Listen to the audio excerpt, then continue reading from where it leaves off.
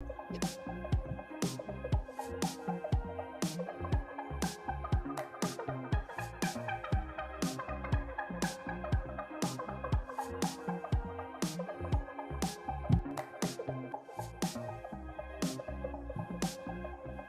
are back with the Pulling Each Other Along show with Dave Clark and Doug Cornfield today, and kind of a very, very, very unique special guest. We'll bring him in just a minute, but we may have a story or two to tell. So this is an episode called Knuckleball Wars, Dave Clark versus Dave Clark. Welcome, 104.1 River West Radio. Thanks for having us, and it's good to be back after Thursday. Dave Clark, how are you doing today? Doing well after Hurricane Elsa blew through here down in Florida the last 2 days. Right now, really sunny out, 85 degrees, so we're back to typical weather down here. So I'm looking forward to the show with our guest here tonight, who certainly is going to have a lot more perspective on the knuckleball than I do. So it'll be a really interesting show for me anyway.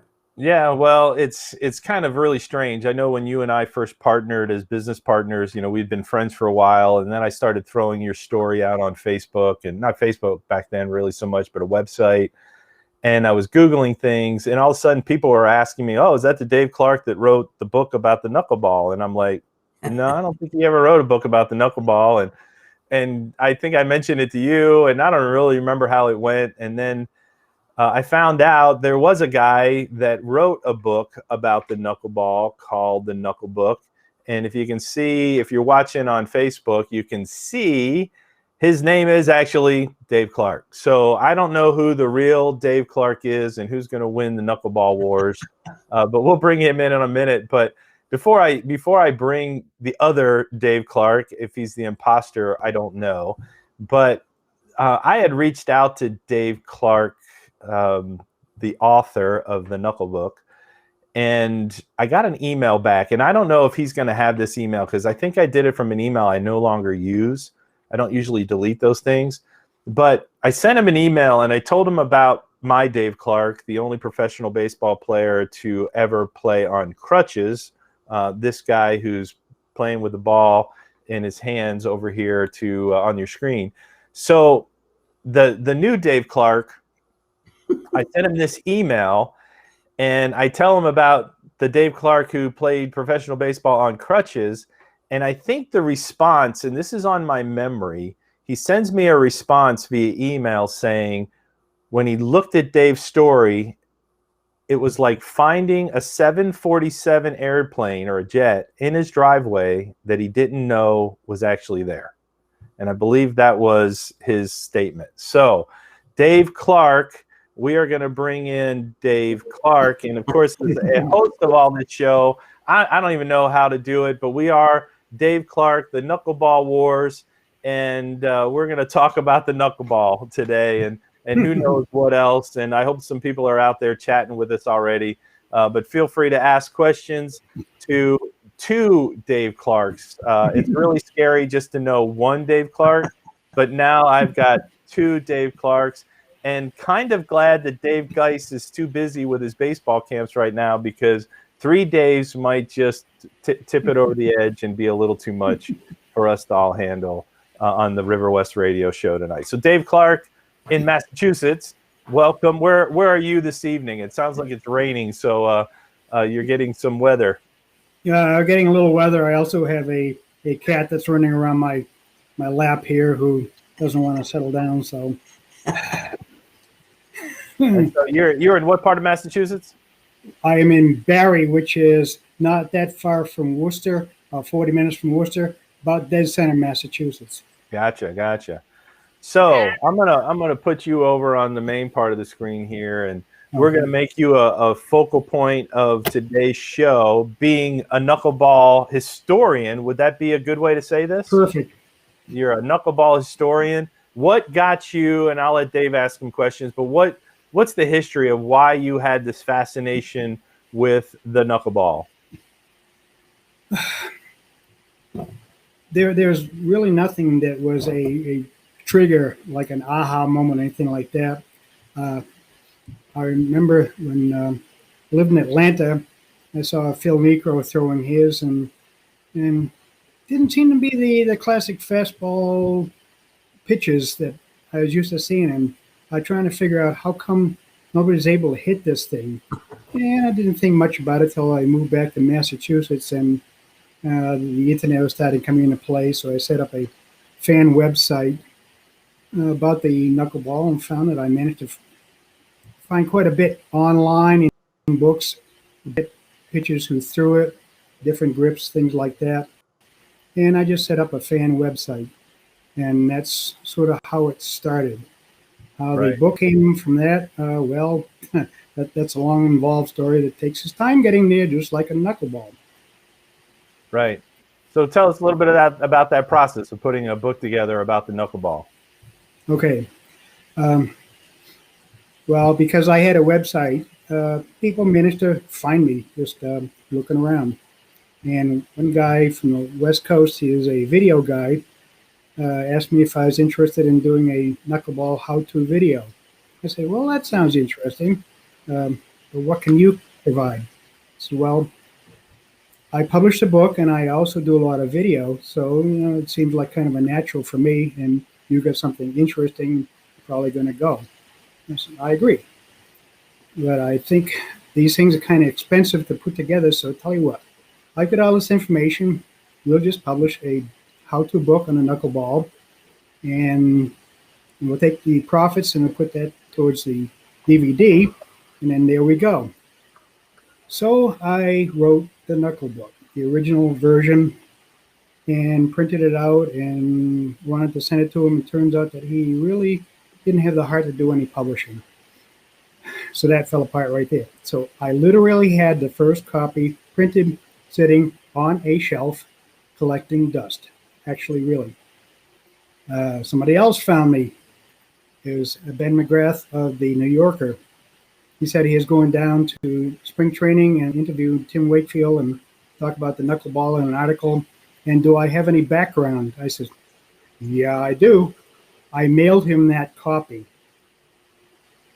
And then when the article came out in the New Yorker, about a month or so after that, he mentioned Dave Clark, a knuckleball fanatic, who sent me his Knucklebook manuscript, which is kind of interesting way to give me any kind of pat on the back.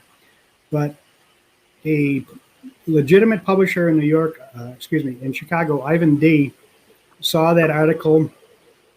He publishes a lot of sports books, at least did in time, but good enough. Timing was just right. He contacted me and said, I want to publish your book. So we went through a few things and shined it up a little bit, and it was legitimately published. I still don't know how it happened. It was a long, strange strip from beginning to end. Well, still, the strangest thing for me is that Dave Clark wrote the book about the knuckleball, and he left out Dave Clark, the only professional baseball player to ever play on crutches, who was a knuckleball pitcher. So Dave Clark in Florida, what do you say to this man who left you out of his book? No big deal, because not a lot of people that did know about me till you came along. So, but a question, Dave, when you were writing the book, did you have a chance to interview all of the guys that you put in the book, or some of them, or none of them? How did you compose that book? Well, it is a combination of a few things. I got to interview Phil Necro a little bit. I got to interview Hoyt Wilhelm a little bit, Wilbur Wood, and I knew a few people who hadn't made that class yet, who knew a thing or two about the knuckleball, so I got to talk to them about theirs. But what I found fascinating was if you just kind of relax and just let people talk about the knuckleball, they're willing to just blurt out information. They're just so glad to share it with people. For example, I asked Phil Necro, how do you hold the ball? And he said, well, how do you hold yours? Ooh, that's interesting revelation for somebody, especially just starting into trying to find out what's going on with knuckleball and why do you have different grips and all that. And I did something similar with Hoyt Wilhelm. I walked up to him at a card show and I said, I'm not here to get your autograph, but I'm here just to let you tell me what you'd like to about the knuckleball. And I'm just going to step back and let people get their autographs from you, and you talk to me when you're ready. And then he came out some idle moment and said, you got to be real smart to throw the knuckleball. Oh, my. Whoa, So I just sat there with my catcher's mitt as I let them throw at will. And I got a couple of gems just right there. So what would you have asked Dave Clark? What would I have asked Dave Clark? I would have asked, wow, would you believe I never even thought of what I would possibly ask him, but probably ask him, how did he feel going out there? A little different from the normal knuckleball pitcher, but still having the courage and the ability and the confidence to go out there and throw strikes and get them out. Well, Dave, I'm going to go the opposite direction of what you just said. Hoyt Wilhelm said, you got to be intelligent to throw the knuckleball. No, that's not true. I think you got to be desperate. That's the best way I classify it. Because, as I grew up in a little town called Corning, New York.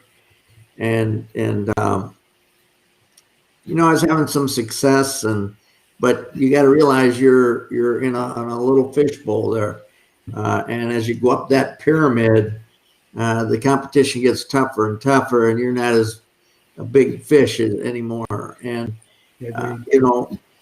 my dream when I was about 14 was to try to take my ability as far as I could take it, and I didn't know how far that was. But I knew that I wasn't throwing hard enough to, like Doug said earlier, I tapped out at 79 miles an hour on my fastball. So I knew that wasn't going to draw any attention. So I knew I had to, out of desperation, create some other road to go down to try to reach my dream. And that road I chose was the knuckleball. And it took me 3 years to figure it out what worked best for me. And, I started with, I can see most of your guys that Doug had pictured are throwing with a 2-finger grip, the 2 fingers in the knuckleball. That just didn't work for me. I tried that. I tried a lot of different arm angles, a lot of different release points. And I settled on a 4-finger grip, and which was this: my 2 middle fingers right in the seams, and then the other 2 on the outside, and about a 3/4 arm slot. That's what worked for me. And as a coach, what really learning the knuckleball and how I learned how to throw it. Taught me a lot in the future as a coach, that you cannot do something the same way. Each guy has their own abilities, things that work for them that don't work for somebody else. And so as a coach, because I had coaches that said, you got to do it this way. You have to do it this way. Totally disagree. Because I learned the knuckleball myself, kind of self-taught. Everything doesn't work for everybody. So as a coach, I found out my abilities as a coach were to find out what worked for that particular guy and then plug him into a spot where he was going to have success. And really, the best coaches I had did that for me.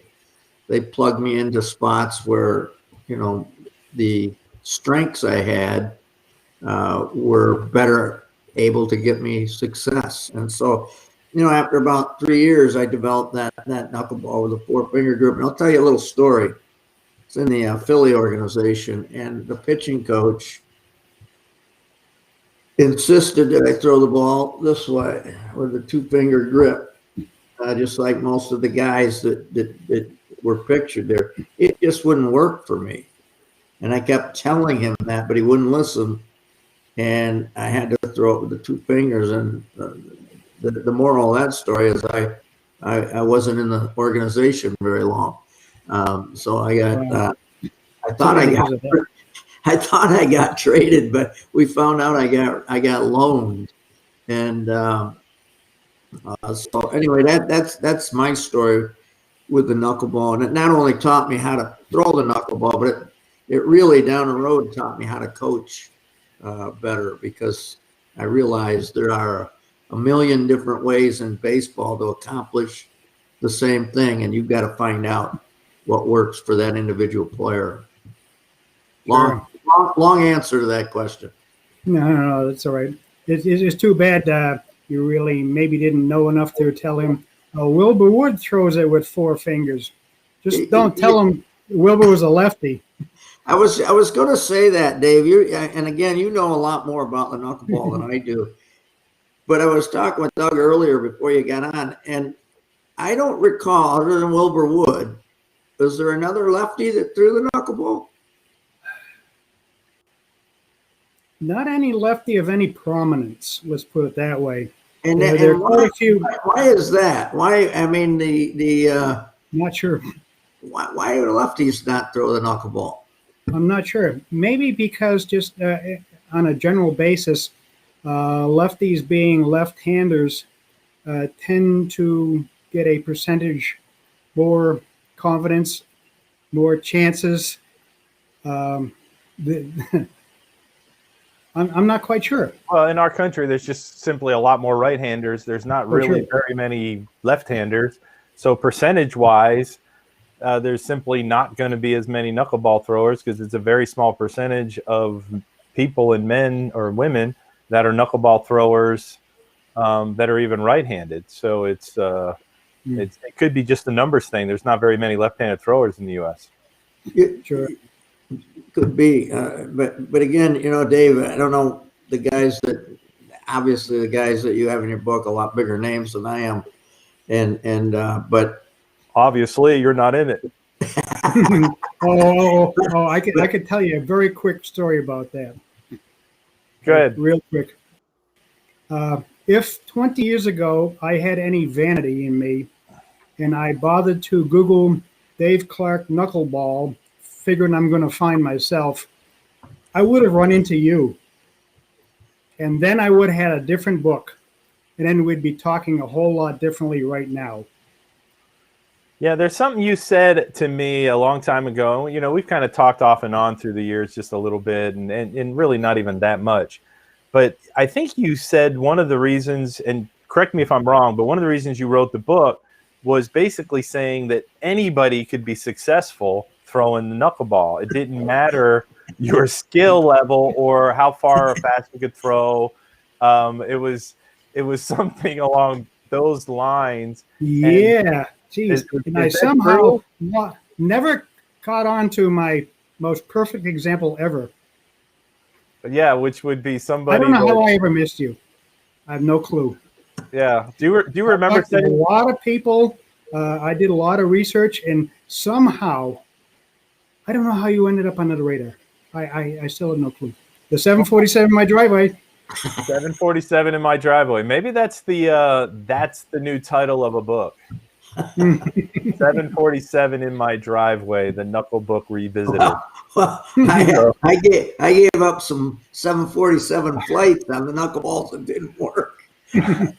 So there's some correlation to that whole 747. There sure is. 747. Dave would always, he'd get a sore neck. Same thing he did in hockey. He said he got a sore neck. Still got it. So yeah, somebody's agreeing here. Somebody said they love Dave Clark. I'm wondering, who's Dave Clark? Oh, and you both can. So you both can take some love. I don't know who loves Dave Clark out there, and I know the 104.1 River West Radio. People can't see all that stuff, but if they want to check that out, they can get us on the Pulling Each Other Along Facebook page to see our show live after. We have these recordings after as well. And somebody actually said, everybody's coming up Facebook users, so I don't know who's saying these things today. Somebody said Dave was a thinker on the mound. Now, how do they know this? Not me. It has to be you.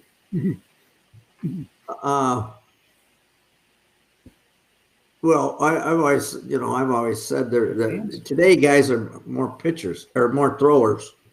There's throwers and then there's pitchers, and pitchers are your job as a pitcher is a target thrower to get guys timing off. That's my Exactly. that was my theory as a pitcher. Destroy his timing, throw your 79 mile an hour fastball. Then when your 58, 59 mile an hour knuckleball comes in, you got him on his front foot already.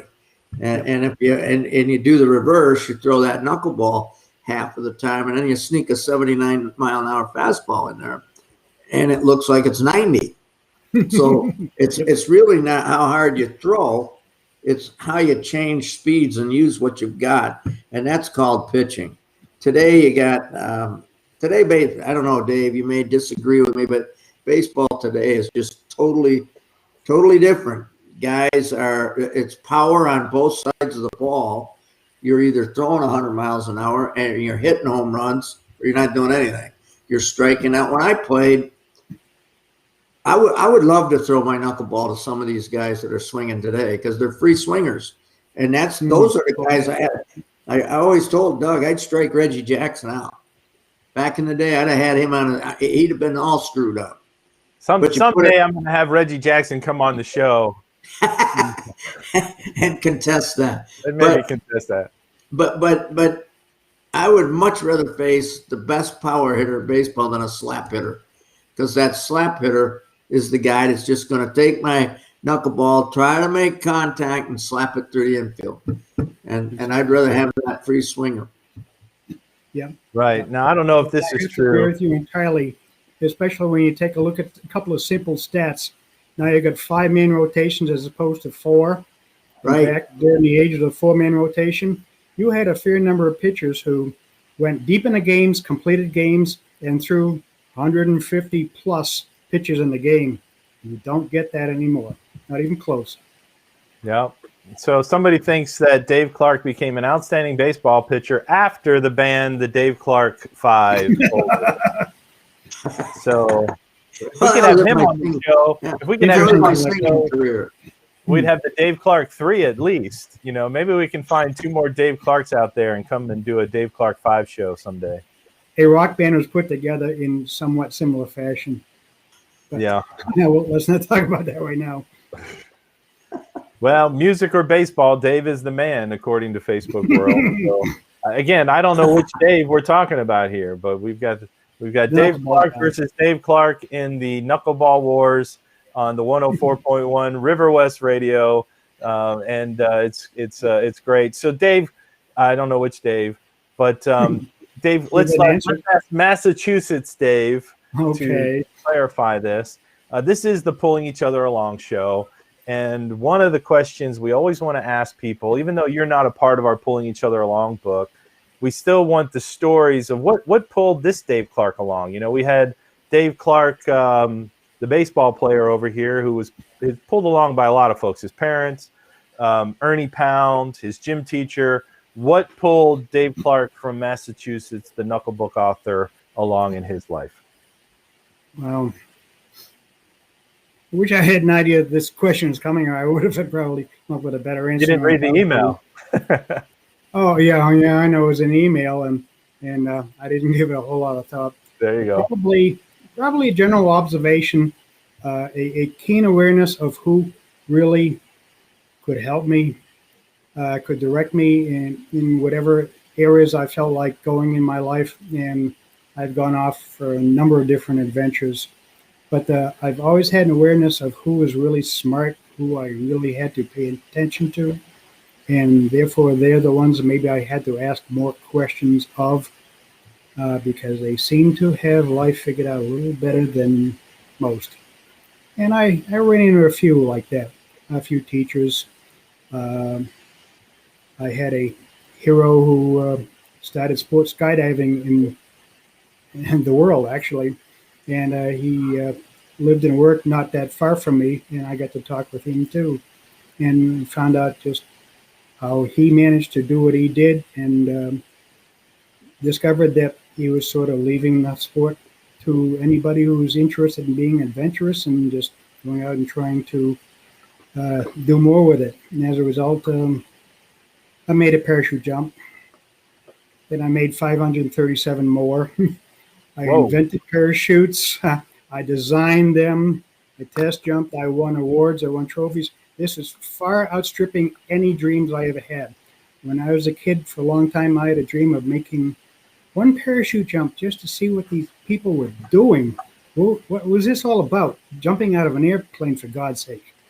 And I took to it. Dave Clark, can we get you signed up for that? Dave Clark, Florida? They have things called tandem jumps, and you are a prime candidate. Yes.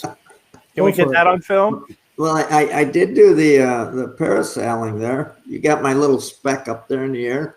Yeah. Back in the day. Well, I think we should sign you up for Dave Clark jump.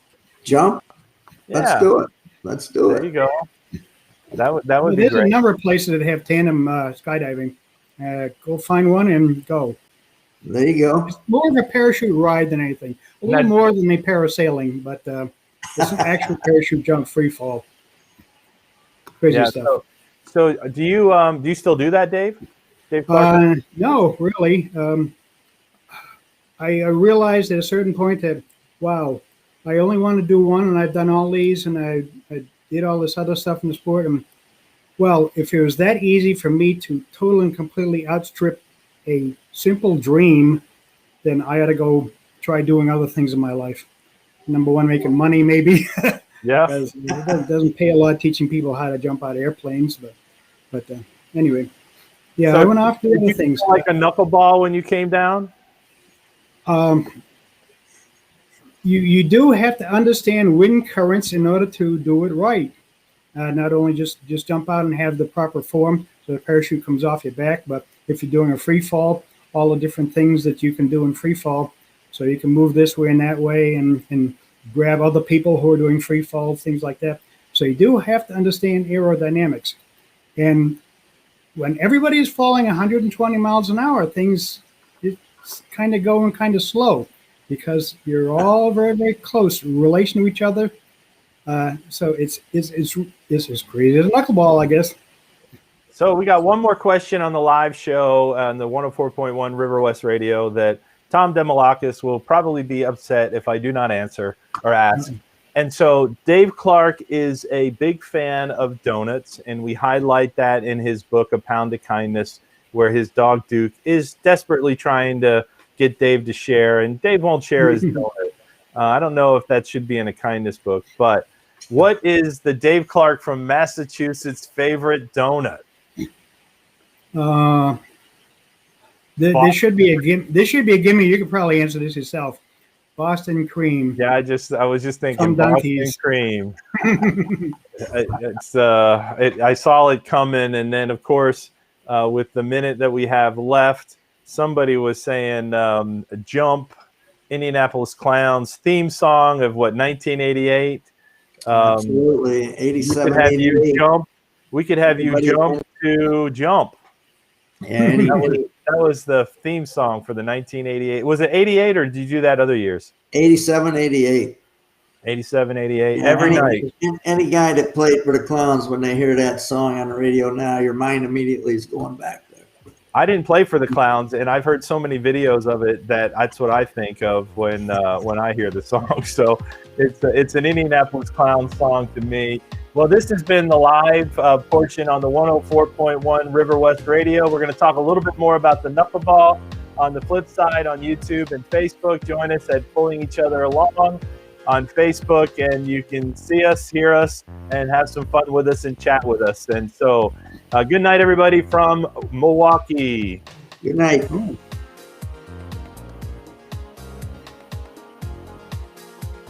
All right, so we can cut.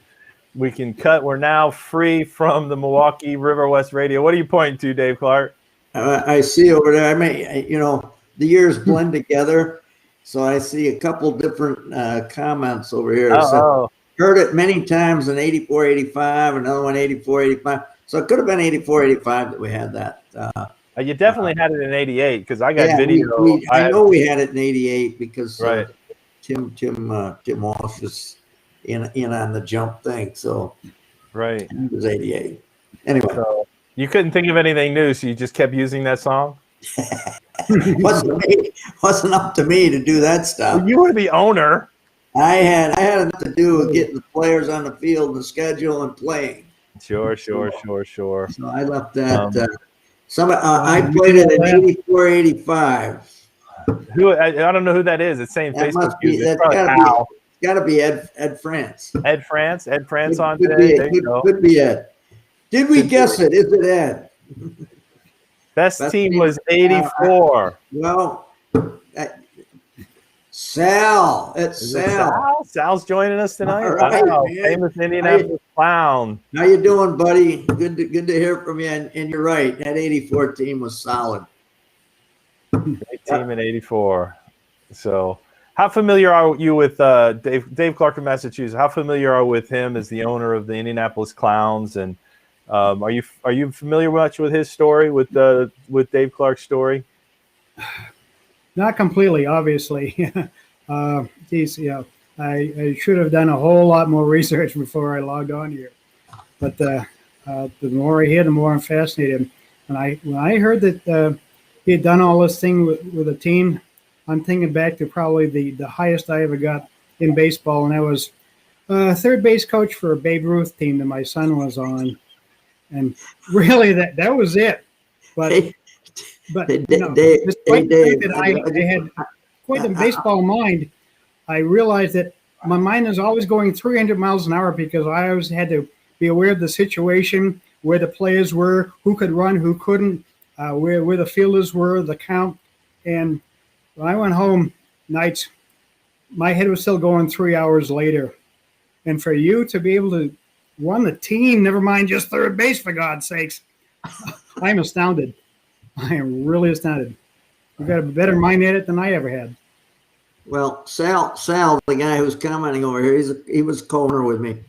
And, we both did our part to make that team as successful as we could. And he's naming some of the players over here that were on that team, and it certainly was a formidable team. That we had. We could roll. You talk about 4-man rotation. We had a 4-man rotation that year, and we could roll anybody out there and compete with anyone that they played against. But going back to your, I coached. I was an assistant coach of my son's little league team this year. I have a son that's 11 years old. And his wife's a wee little younger than he is. She's a little younger than I am. and I, at the end of that season, I said, it's much tougher coaching at this level than it is at the pro level. And so don't cut yourself short there. That's a tough job. Yeah, and Dave's only been thrown out of one little league game, so we're still we're good. He's been thrown out of many professional baseball games, but only one little league game. I'm not going to expand on that. It's true, though. It is true. Well, it is true, but I didn't deserve being thrown out. So yeah, of course not. Did you ever deserve being thrown out? Yes. Okay, yeah, I guess you did. Yes, I did. So, Dave Clark from Florida, why don't you tell him the story of a famous baseball owner calling you on the phone? This was after I had a pretty successful year in 1975. I was used as a, and here's another thing. I don't know in your in delving into the history of the knuckleball, Dave, but there's not a lot of knuckleball. There are not a lot of knuckleballers at all anymore, but there weren't many that were closers. And I was in 1975 was a closer, and had a pretty solid year. And at the time, I was also coaching in my. It was my first year of coaching college ball for a community college in my hometown of Corning, New York. And if I recall, Sal was on that team. And so I went home and we had fall ball. The minor league season fit perfectly into the coaching because you'd home from the minor league season, you'd have fall ball at the college, and then you'd have spring baseball at the college, and then you'd be ready to go into the minor league season again. And so I was in my office on a Friday afternoon, and the phone rings just as I'm getting ready to walk out the door. We didn't have any practice that night, and so I'm getting ready to go home for a Friday evening, and the phone rings as I'm at the door leaving my office, and I contemplated whether or not to get the phone. Nah, I don't get it. It's like the Animal House guy on both shoulders, Get the phone. No, don't get the phone. Get the phone. I ended up picking the phone up. Voice on the other end says, looking for Dave Clark.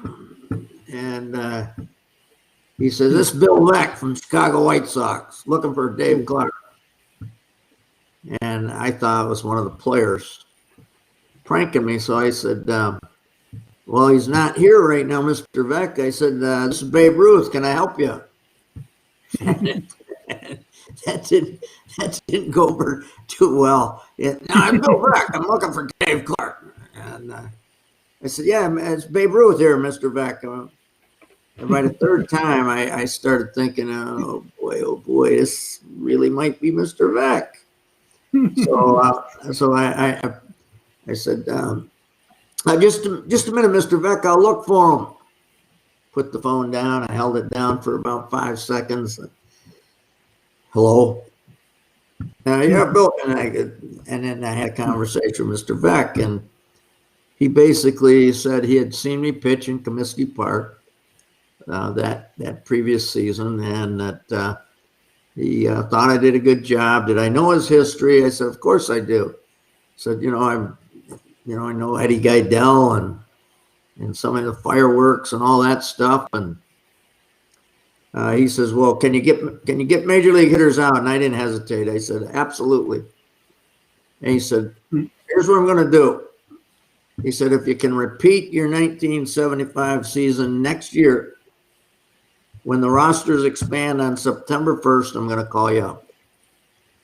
And I said, I'm kind of shaking. And I said, okay, you got a deal, Mr. Beck. Unfortunately, 1976 was probably, it was without question my worst year. And, Mr. Beck kept his word. He called me up. He called me up on the phone and said, and this time I didn't joke with him because I knew who it was. He said, Dave, he says, you didn't keep your end of the bargain. And I said, Mr. Beck, you are absolutely right. I'm sorry. And he said, we'll continue to follow you if that warrants it. We'll re-talk and possibly call you up. Ironically, the next year, 77, I had what I call my best year, and I never heard from Mr. Beck again. Oh, so bad timing. Bad timing, very bad timing. Let me tell you another quick. This close. Go ahead. Let me tell you another quick story about the knuckleball and how it's perceived today. Because I had a pitcher that I was his pitching coach for the Elmira Pioneers in the Northern League, and he was a good pitcher, Ivan Ardiega, and Ivan led us to a championship, a regular season championship with the Elmira Pioneers, and he had played, with the Binghamton Mets. He played in the Mets organization. Good pitcher, and eventually he became a pitching coach with the Minnesota Twins organization. And so Doug will attest to this because he was there. I was there. And I was in the locker room in Fort Myers, Florida, talking to the minor league players of the Minnesota Twins. And as I started my talk to the players, Yvonne stood up and said, guys, I want you to listen very closely to Mr. Clark. He's the best pitching coach I ever had in my career. So about 20 minutes later, I became the worst pitching coach he'd ever had. Oh, no. Because at the end of my talk, I said, and for any of you guys that'd like to learn knuckleball and how to throw it, I'd be happy to talk to you. And Ivan stood up and he goes, no. And so I went from being the best pitching coach you ever had to the worst one in 20 minutes because I wanted to teach the knuckleball. And that's the mentality today. You got to throw the ball through the wall. They don't want this. I call it I give it a special name, the knuckleball, and it starts with a P, and I can't say it here, but it's we'll call it a sissy pitch. Maybe a sissy pitch. It's a pitch. It's not looked on favorably today. Let's put it that way, because there's a lot more throwers today than pitchers. Yes, right. Yeah, I've heard it called a gimmick pitch. And that's a rated G way to put it. Right. There's other names for it. What are the other names that were used to call the knuckleball in its day? The Folly Floater is one. Of course, the Butterfly. Oh gosh. That's. I mean, I know it was called a floater. A butterfly I'd never really heard of, but I figured there was something else, and you would be the one to know. So I'm going to have to go back and remember my book. Dave Clark from Massachusetts, do you know all these pitchers? I recognize all of them, and I could probably name the top row, and of course Phil Meeker lower right. Right. Yeah. Right. So you got go ahead and name them if you can. Okay, Charlie Huff, Joe Necro. We can help you with that one if you need. Yeah, the guy from and I should know that because I saw him pitch in the '96 Olympics, but he wasn't playing knuckleball at the time. R.A. Dickey, excuse me. Yeah, R.A. Dickey. Wakefield. And then Wakefield, and then bottom left is a guy that we know, and he's actually just had his first call up. His ERA is like in the 18s right now. I'm sure he's not in the book either. Yeah. So that's Mickey. Mickey Janis.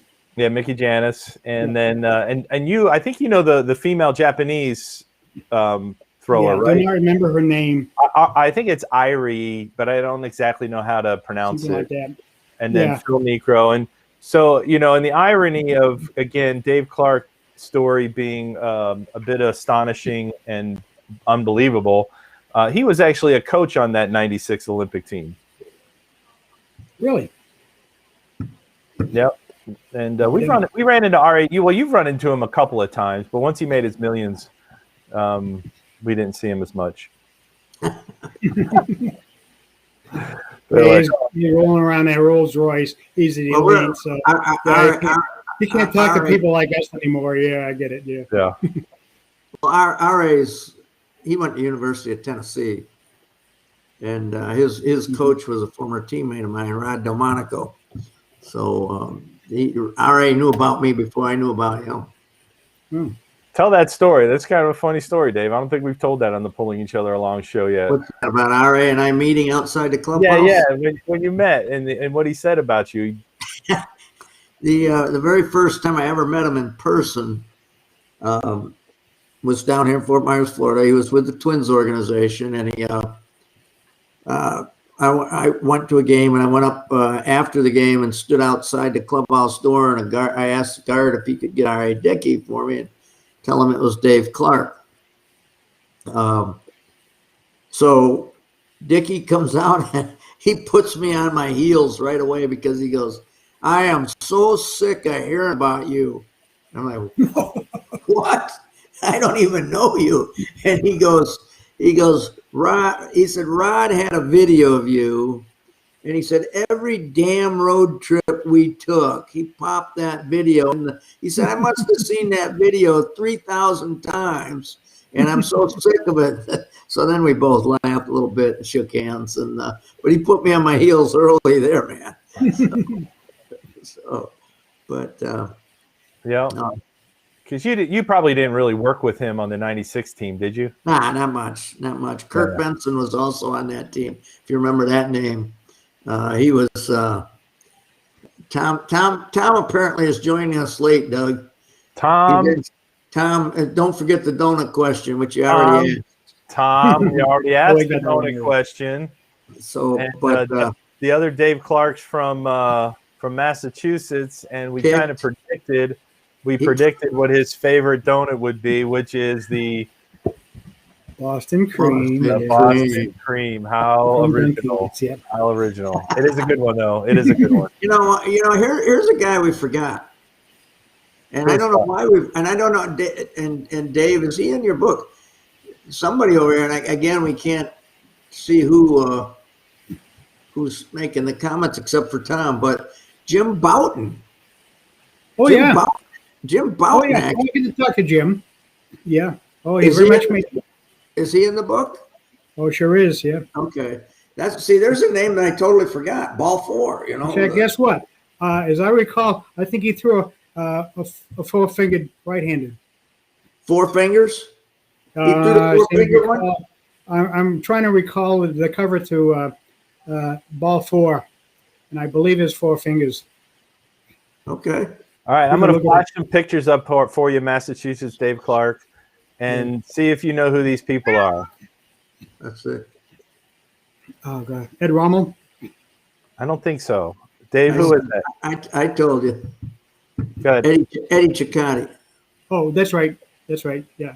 And Eddie technically, isn't he supposedly the person, the inventor of the knuckleball? You could say that. Yeah, he's probably the first one to throw the ball with that sort of action to it, using a grip at least close to what most modern practitioners use. Okay. And then anybody know who this is? Oh, Hoyt Wilhelm. There you go. Yeah. And so we got Hoyt, and then you probably know who this is. Wilbur Wood. And we didn't know who this was, and he didn't come with a name. But he was. I saw this picture on Facebook. I said, "Oh, that looks pretty classic," but I didn't know if you would know who that was. No, but I maybe go back and do some research. Funny thing that this guy maybe never actually threw a knuckleball. Maybe he's just posing this way. There was a pitcher for the Braves who made the Hall of Fame a few years back, and he was pictured on a baseball card throwing a knuckleball. And a friend of mine knew him and asked, "Did you ever throw a knuckleball? I mean, in a game or anytime?" He said, "No, I just posed that way for the baseball card." So we may have to go back and find out who this guy is.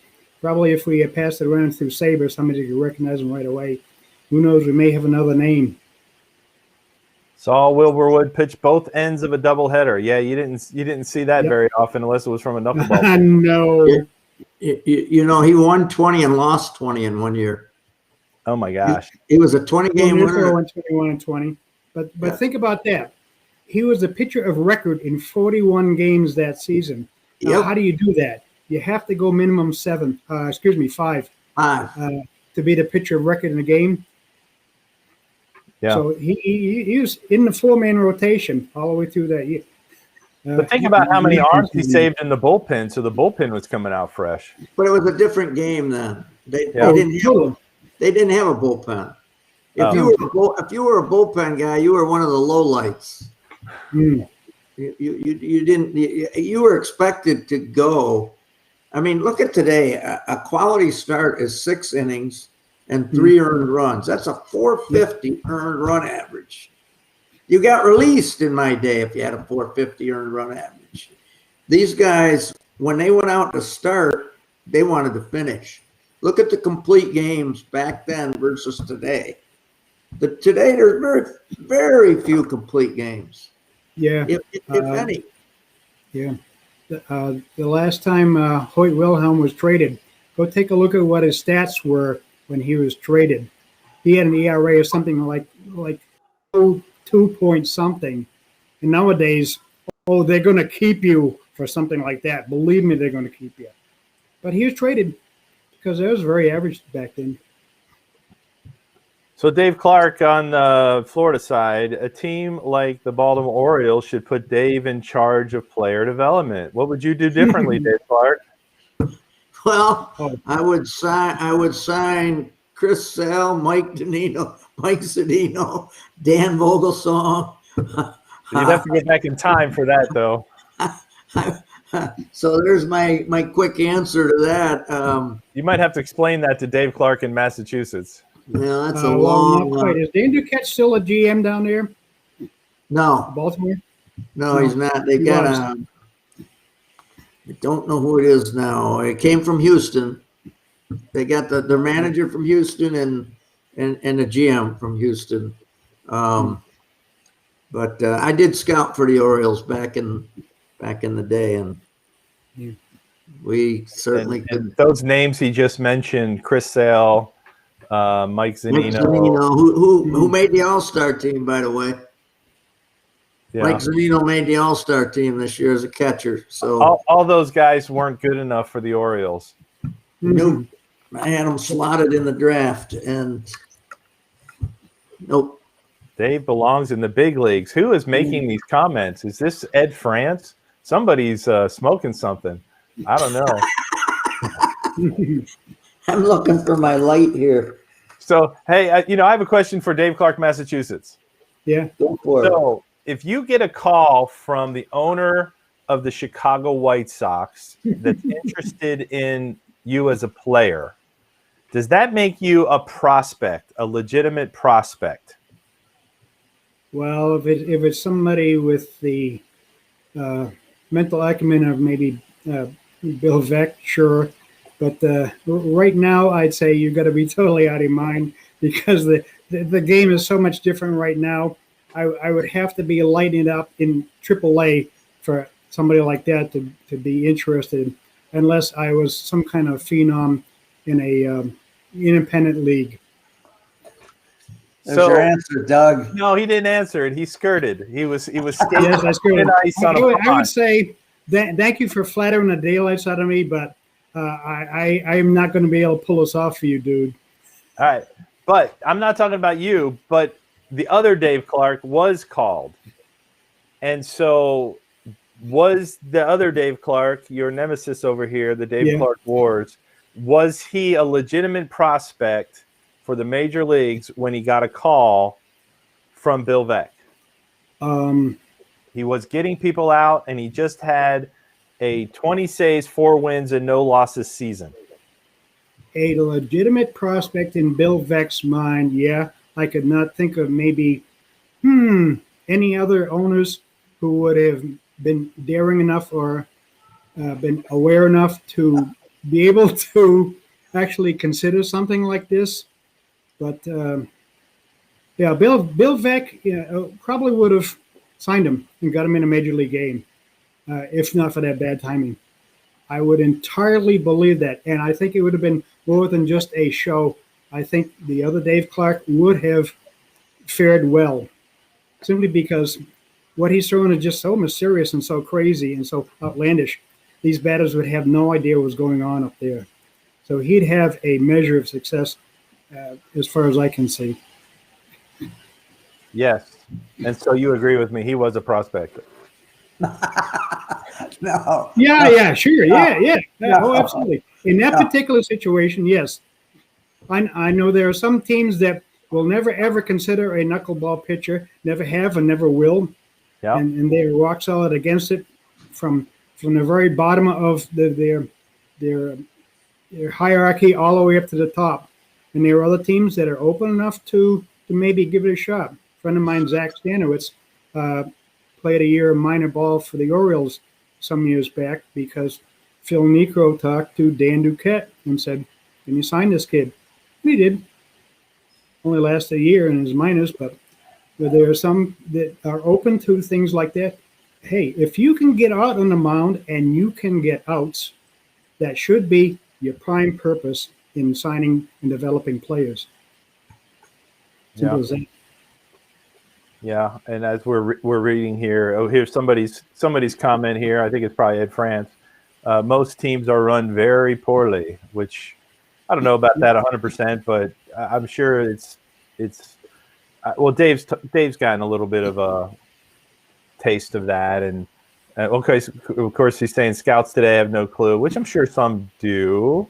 Marge Schott didn't think so. Yeah, Marge Schott never thought so. Marge Schott didn't pay him for sitting there to eat hot dogs and watch games. That's what you did, except you ate donuts. I had donuts, yeah. Good for you. All right, Dave Clark from Massachusetts. Any more questions for Dave Clark, the knuckleball pitcher from Crutches? I don't know where to begin. I really don't know where to begin. What I probably have to do is, if there's some day, sometime in the future when we could actually get face to face and shake hands, I would be more than prepared for that. I probably do a whole lot of homework on this other Dave Clark I'm meeting, and it's probably going to be much more of an event than this video was. Well, he's coming up north for our disability baseball camp, July 31st, and you're actually leaving sometime next week, right, Dave? So next week, we're leaving Tuesday. Next week's show might be tough. We might be taking off next Thursday. I'll have to tell River West Radio if we don't have a show next Thursday because of your travels. But yeah, so he'll be up north for a couple of weeks. I don't know if you're interested in trying to reconnect with us, Dave Clark from Massachusetts, but who knows? We have our book coming out. For those that are still watching, we're getting closer for the Pulling Each Other Along book, the story of inspirational stories of human kindness, and we're getting closer. It's going slower than we want, but the website's being developed. And for anybody that would like to help, we still have the Pound of Kindness available. You can go to apoundofkindness.net, use D3day.com or D3day promo code, and I'll sign it for you. We'll send you a coloring book and get you this wonderful book of Dave Clark's true story of kindness from one of his classmates named Ernie Pound. So, well, that should probably wrap it up for us today. I never did get to this picture that you sent. No, not that one. Nope, not that one. Not that one. Where is it? That one. There we go. This is a pretty cool little picture that you sent me. It was called the dry spitter. Dry spitter. Yep, that's one way they described it many years back. Yeah, notice the grips. Yeah, you have all sorts of different grips there, which is kind of cool. And anyway, we've enjoyed having you on the show to talk to knuckleball. Who knows when we might have Dave Clark join us again. Tom Demolakis says, how close is closer? Closer than it was yesterday, Tom. Closer than it was yesterday. And I just sent you out a package. So did I. Oh, yeah. So we got a couple packages coming your way. And you're saying great show. I don't know who that is, but thank you. And thank you guys for all listening. This has been the Pulling Each Other Along show. And let's end with some music. This funky music that we're able to go. And Dave Clark, everybody say goodbye. This has been the Pulling Each Other Along show today, hosted by Dave Clark, and Doug Cornfield. Special guest Dave Clark, and I don't even know which one to do the guest, but it's all crazy anymore. So talk to you guys later, and we will see you all soon.